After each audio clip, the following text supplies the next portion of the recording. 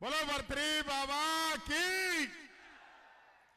मेरे सम्मानित पूजा के योग बुजुर्गों, पूजा के योग मेरी माताएं बहनें, युवा शक्ति, और आज हमारे कैंडिडेट इमरान भाई को संबल देने के लिए यहां पधारे हमारे राजस्थान के प्रभारी एआईसीसी के महासचिव आदरणीय रंधावा साहब, आदरणीय मधुसूदन मिस्त्री जी, हम सबके नेता और अलवर जिले के विकास पुरुष यशस्वी भंवर जितेंद्र सिंह जी, मंच पर मौजूद हमारे एआईसीसी के सेक्रेटरी सम्माननीय अमृता धवन जी, बीपी सिंह जी, उषा नायडू जी, सम्माननीय नवाब दुर्रू मियां जी, आदरणीय जुबेर खान जी, आदरणीय चौधरी फजल हुसैन जी, आदरणीय हमारे जिला प्रमुख भाई बलबीर छिल्लर जी, हमारे साथी मेरे लाडले भाई संदीप यादव जी, हमारे डीसीसी के अध्यक्ष योगेश मिश्रा जी, हमारे आसाम से पधारे हमारे विधायक रुकमुद्दीन जी, और सभी हमारे मंच पर मौजूद बहन जेबा जी, सभी मंच पर उपस्थित अतिथिगण। साथियों, ये तय हो चुका है कि अब राजस्थान के अंदर जो सरकार आ रही है वो कांग्रेस की आ रही है, आप लोगों की आ रही है, आम पब्लिक की आ रही है। देश के अंदर जो हालात बने हैं वो किसी से छुपे हुए नहीं है।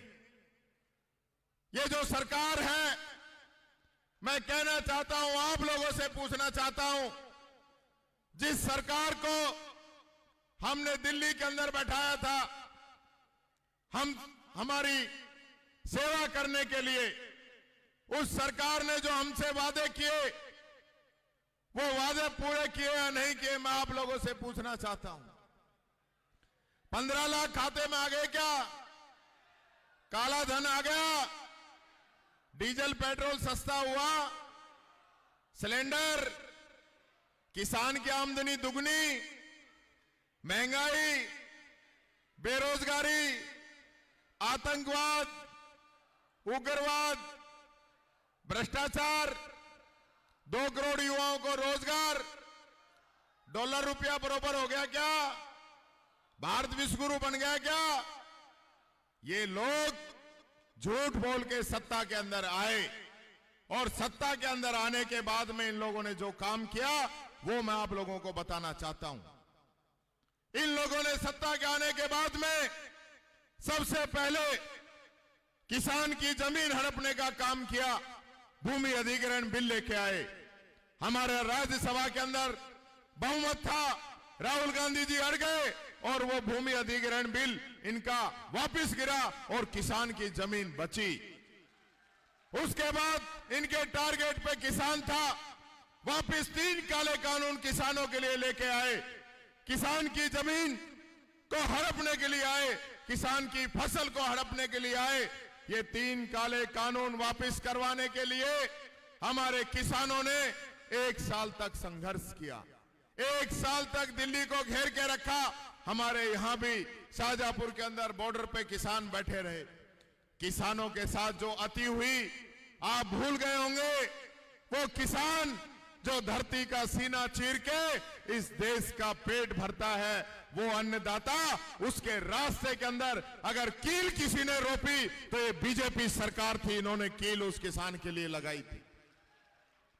उस किसान का कील ही नहीं लगाई, उसका नल का, बिजली का सारे कनेक्शन काट दिए। किसान को उग्रवादी कहा गया, आतंकी कहा गया, और उस किसान की 1000 कुर्बानी लेने के बाद में मोदी जी को यह पता चला कि मेरे कानून गलत थे, और उस पे भी गलती नहीं मानी, सीधी यही कह रहा है कि मैं किसानों को समझा नहीं पाया कि ये 3 काले कानून उनके हित में थे। दूसरी बात मैं करना चाहूंगा मेरे दलित भाइयों को, देश के अंदर दलित भाइयों को भी इन लोगों ने कोई कमी नहीं छोड़ी। आज देश की जो आत्मा है वो आत्मा इस देश का संविधान, जिस प्रकार शरीर के अंदर रीढ़ की हड्डी होती है उसी प्रकार इस देश के अंदर संविधान होता है, और हमारे संविधान ने बहुत ताकत दी इस देश को। आज 75 सालों में जो तरक्की की, आज टीकाराम जूली कैबिनेट मंत्री भी बन के आए हैं, तो इस देश के संविधान की बदौलत है। इन लोगों की नीयत पहले दिन से उस संविधान को खत्म करने की है, संविधान को कमजोर करने की है। इस संविधान को कमजोर करने का प्रयास किया गया। 2 अप्रैल को पूरे देश के अंदर दलित समाज ने दिखा दिया कि हम आपके काबू में आने वाले नहीं हैं। ये समाज गरीब जरूर है, लेकिन खुददार समाज है, आपके दबाव में नहीं रहेगा। और जो 3 काले कानून, उनको वापस करने में इन लोगों को 1 साल लगा, और दलितों के खिलाफ जो कानून लेके आया था उसको 12 बजे इनको वापस लेना पड़ा। ये इस दलित समाज की ताकत है। वो दिन हम भूल नहीं सकते। उस दिन जिस प्रकार से इस दलित समाज के युवाओं पे गोलियां चलाई, 16 जवान हमारे कुर्बान हो गए। 1 लाख जवानों को इन लोगों ने जेलों के अंदर भेज दिया। आज भी मुकदमे चल रहे हैं, सजा काट रहे हैं, जेल काट रहे हैं। मैं धन्यवाद देना चाहूंगा राजस्थान की सरकार को, हमारी गहलोत सरकार को, हमारे नेता आदरणीय भंवर जितेंद्र सिंह जी को, कि हमारे अलवर के, राजस्थान के सारे मुकदमे वापस किए और हजारों युवाओं का भविष्य जो है वो सुरक्षित किया इस कांग्रेस सरकार ने। और यही नहीं, शहीद जो पवन है, जिसने अपनी जान इस समाज के लिए दी, उसकी पत्नी को नौकरी भी इस सरकार ने दी। मैं आप लोगों से पूछना चाहता हूं, हमारे देश की जो पहलवान जो दिन रात मेहनत करके इस देश को मेडल दिलाती है, देश का नाम रोशन करती है, हम सबका मस्तक ऊंचा करती है, उन पहलवानों के साथ बीजेपी का एक सांसद छेड़छाड़ करता है। उस सांसद के ऊपर सैकड़ों मुकदमे दर्ज हैं। वो सांसद खुद अपने मुंह से कहता है कि मैंने मर्डर भी किया है। उस सांसद पे कार्रवाई नहीं करके और उन महिला पहलवानों पे कार्रवाई करती है ये मोदी सरकार है, ये इनकी बीजेपी की सरकार है। एक सांसद दूसरे सांसद को जाति धर्म की गालियां देता है, उस पे कार्रवाई नहीं करती है, ये बीजेपी की सरकार है। और एक सांसद जो 40,000 किलोमीटर 4,000 किलोमीटर पैदल चलता है, मोहब्बत की दुकान खोलता है और सिर्फ इतना सा पूछता है कि मोदी जी जो देश का पैसा लेके भाग रहे हैं, नीरव मोदी, ललित मोदी जैसे लोग, इनका सरनेम मोदी क्यों है? सिर्फ इतना सा पूछने पर वो राहुल गांधी जिसकी दादी ने देश के लिए प्राण दिए हो, वो राहुल गांधी जिसकी माता ने प्रधानमंत्री का पद छोड़ दिया हो, वो राहुल गांधी जिसके पिताजी ने देश के लिए कुर्बानी दे दी हो, शरीर चिथड़े चिथड़े हो गया हो, उस राहुल गांधी को इस बात पूछने पर लोकसभा की सदस्यता से हटा दिया जाता है, 2 साल की सजा कर दी जाती है और उसका मकान भी खाली करा लिया जाता है। ये बीजेपी सरकार है साथियों, ये बीजेपी सरकार है।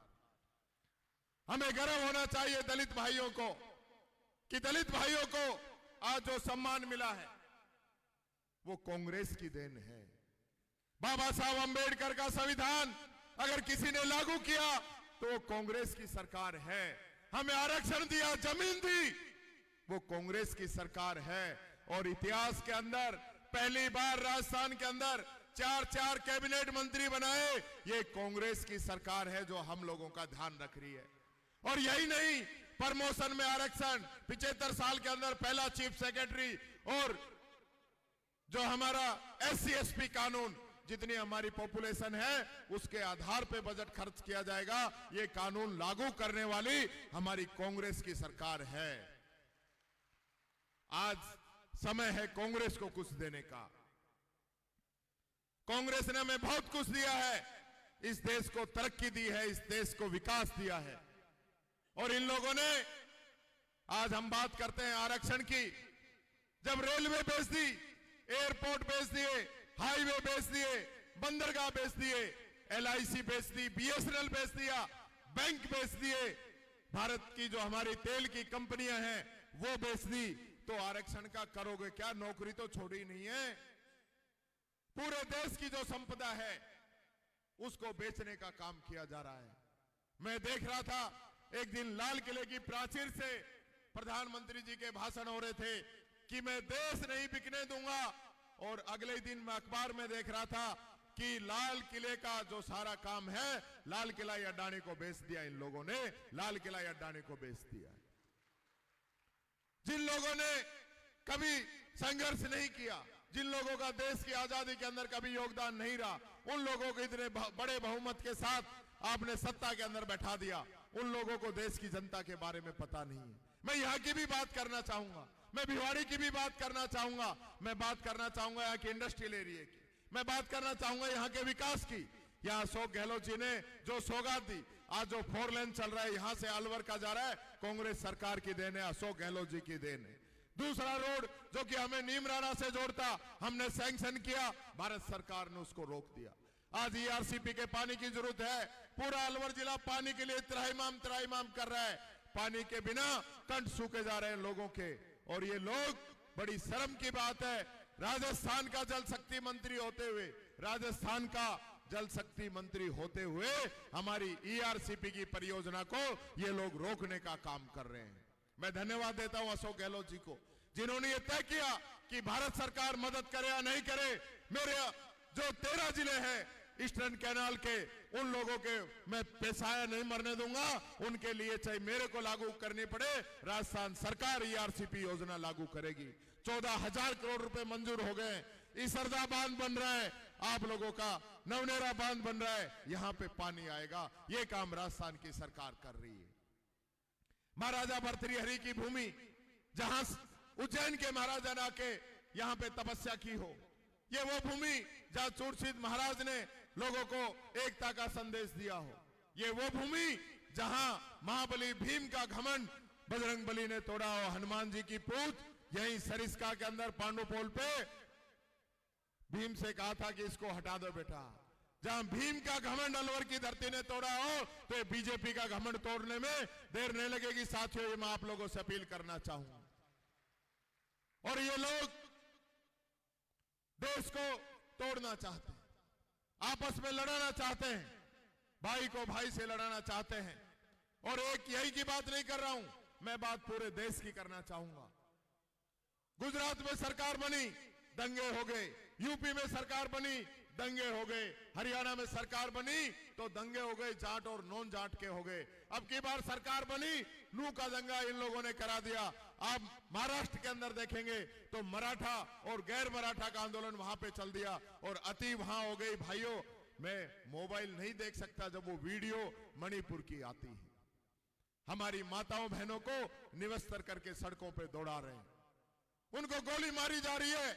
और ये बेशरम लोग कहते हैं कि हमारी डबल इंजन की सरकार है। 7 महीने में मोदी जी को टाइम नहीं मिला कि वहां पे जाके कंट्रोल कर सके। हमारी सेना को आदेश नहीं दे सकते। हमारी सेना को आदेश दे तो एक दिन में मणिपुर का जो है दंगा पूरा कंट्रोल हो जाए, लेकिन ये चाहते नहीं है कि दंगा कंट्रोल हो। ये हिंदुत्व की बात करते हैं। मैं इनसे पूछना चाहता हूं, गायों के विकास के लिए वसुंधरा जी से 10 गुना काम अशोक गहलोत जी ने किया हो तो मान लेना, नहीं तो मत मानना जितना काम हमने गौ माता के लिए किया। और अब भी जो 7 गारंटी है उसमें एक गारंटी गौ माता के लिए हम लेके आए हैं। 2 रुपए किलो में गोबर भी सरकार खरीदेगी। और यही नहीं, मैं आपसे कहना चाहता हूं, इस सरकार ने जो काम किया है कोरोना के अंदर, खुद मोदी जी को तारीफ करनी पड़ी कि अशोक गहलोत का काम पूरे देश में सबसे बेस्ट है। जो हिंदुत्व की बात करते हैं, यूपी के अंदर लाशें पानी में बहके जा रही थी। हरियाणा के अंदर जो मरीज थे वो हमारे अलवर के अंदर भर्ती हो रहे थे। और मुझे बड़ा दुख है इस बात का कहते हुए, ये संदीप जी यहाँ पे मौजूद है, हमारी बात हुई कि जो ऑक्सीजन हमारी भिवाड़ी की ऑक्सीजन उसको राजस्थान सरकार को न देके भारत सरकार उसको गुजरात के अंदर भेज रही थी और हमें उड़ीसा से ऑक्सीजन के लिए कह रही थी। हमारे मरीज मरने लग रहे थे। ये इनका दोगलापन है, ये दोहरापन है, ये हमें देखना पड़ेगा। इसके बारे में सोचना पड़ेगा कि कौन लोग हैं। आज महाराज जी बुलडोजर पे चल रहे हैं, महाराज जी बुलडोजर पे चल रहे हैं। राजस्थान की सरकार को तालिबानी सरकार बता रहे हैं। ये वो राजस्थान की सरकार है जो दाल देती है, तेल देती है, मसाले देती है, उसके साथ खाने के लिए फ्री में रोटी देती है, फ्री गेहूं देती है और उसको पकाने के लिए 500 का सिलेंडर देती है। और खर्चे पाने के लिए 1000 रुपए पेंशन देती है। और मोदी जी ने तो कहा 15 लाख खाते में डालूंगा, उसने तो नहीं डाले। भला हो अशोक गहलोत का, 25 लाख रुपए खाते में डाल दिए। जितना इलाज कराना चाहो इलाज कर लीजिए, किसी से एक पैसा मांगने की जरूरत नहीं है। ये सरकार है कांग्रेस की जो गरीब का ध्यान रखती है। मनरेगा 125 दिन का, ओपीएस ऐसी स्कीम पूरे देश के अंदर सबसे पहले लेके आए। राइट टू हेल्थ सबसे पहले लेके आए। गिग वर्कर का कानून सबसे पहले लेके आए। मिनिमम गारंटी योजना सबसे पहले राजस्थान के लेके आए। ये ऐसे नहीं आया है, ये आप सब जनता के खून पसीने की जो मदद है, जो कांग्रेस सरकार को मिली थी, वो ये मदद है। भाइयों, एक अपील और करना चाहूंगा, अगर आज हम लोगों ने काम को वोट नहीं दिए तो ये ताकतें जो सांप्रदायिकता के नाम पे हमारा खून चूस रही हैं, इनके हौसले बुलंद होंगे और काम करने वाले लोग राजनीति के अंदर नहीं आएंगे। ये भी मैं आप लोगों से कहना चाहूंगा। आज एक ऐसी सरकार है जो हर व्यक्ति का ख्याल रख रही है। आज यहां 10-20 हजार लोग यहां पे बैठे हैं, एक आदमी ऐसा नहीं होगा जिसको राजस्थान सरकार की मदद नहीं मिल रही हो। सबको मदद मिल रही है। कर्मचारी है, ओपीएस मिल रही है आपको, किसी को पेंशन और किसी को चिरंजीवी मिल रहा है। आज समय है कुछ लौटाने का। ये तो आएंगे, जाल फैलाएंगे, हमें उसके अंदर फंसाने की कोशिश करेंगे, लेकिन हमें फंसना नहीं है। ये बात मैं आप लोगों से कहना चाहूंगा। मेरे साथियों, यही अपील करता हूं और विशेष रूप से मेरे दलित भाइयों से भी मैं कहना चाहूंगा। इस बीजेपी सरकार ने जो दलितों का साथ अन्याय किया है, जो दलितों को धोखा दिया है, धोखा तो इसने 36 बिरादरी को दिया है, लेकिन हमको उन सबसे भी ज्यादा दिया है। तो ये मौका है कसर निकालने का, बदला चुकाने का। एक भी वोट भारतीय जनता पार्टी को दलित समुदाय का नहीं जाना चाहिए, ये मैं आप लोगों से अपील करना चाहूंगा। और इन्हीं शब्दों के साथ आप सब लोगों को बहुत बहुत धन्यवाद। इतनी बड़ी संख्या के अंदर आए हैं। खड़गे साहब अभी हमारे बीच में आने वाले हैं। यही बात मैं आपसे कहता हुआ अपनी वाणी को विराम देता हूं। बहुत बहुत धन्यवाद। जय हिंद, जय भारत।